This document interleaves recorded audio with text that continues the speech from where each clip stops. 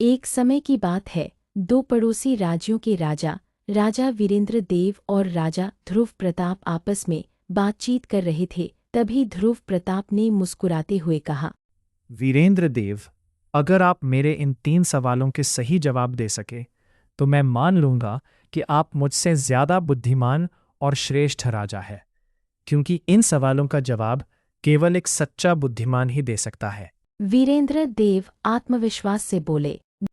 पूछिए महाराज, हम आपके हर सवाल का उत्तर देने के लिए तैयार हैं। ध्रुव प्रताप बोले।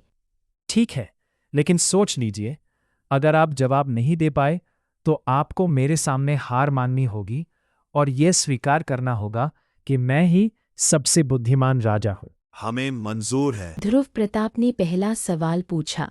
ऐसी कौन सी चीज है जो ऊपर जाती है लेकिन कभी नीचे नहीं आती? दूसरा सवाल। मछली पानी में रहते हुए खुद पानी कब पीती है?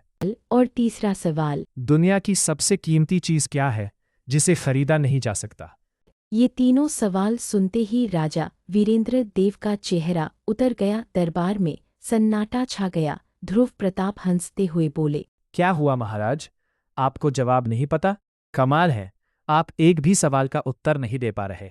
वीरेंद्र देव ने खुद को संभालते हुए कहा, हम आपके सवालों के जवाब जरूर देंगे, लेकिन हमें थोड़ा समय चाहिए।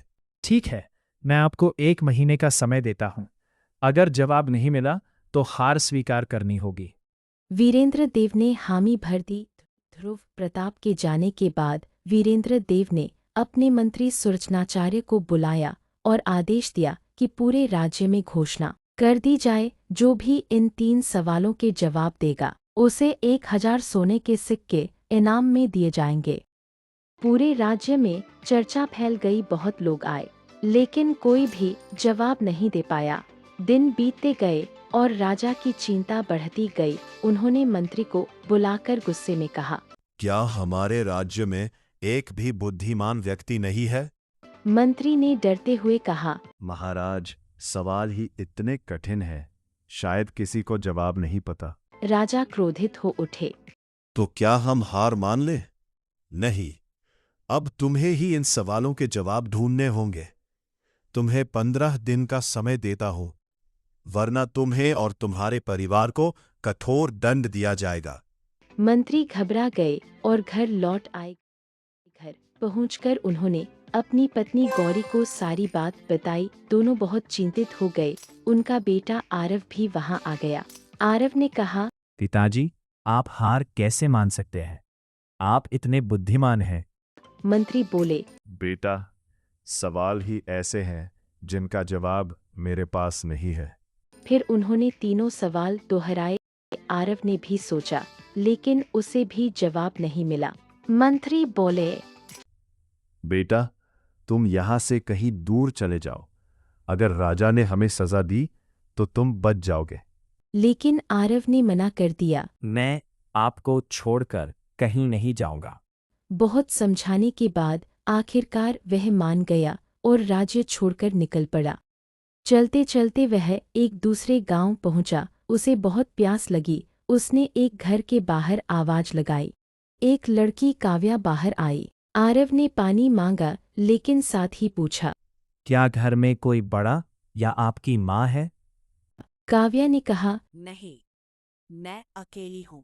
यह सुनकर आरव ने पानी लेने से मना कर दिया और वहां से चला गया। तभी काव्या के पिता हरिदास आ गए और उन्होंने गलतफहमी में आरव को डांट दिया। बाद में काव्या ने अपने पिता को समझाया कि वह लड़का संस्कारी था। वह बिना विवाह हुई लड़की के हाथ से पानी नहीं लेना चाहता था। हरिदास को अपनी गलती का एहसास हुआ। कुछ देर बाद हरिदास बाजार जाने लगे। काव्या ने उनसे कहा, पिताजी, मेरे लिए कुछ चीजें लाना।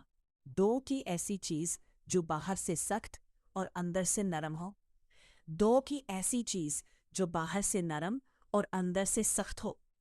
1 की सफेद मीठी चीज जो फल ना हो, और 1 का गोल गोल तला हुआ मीठा।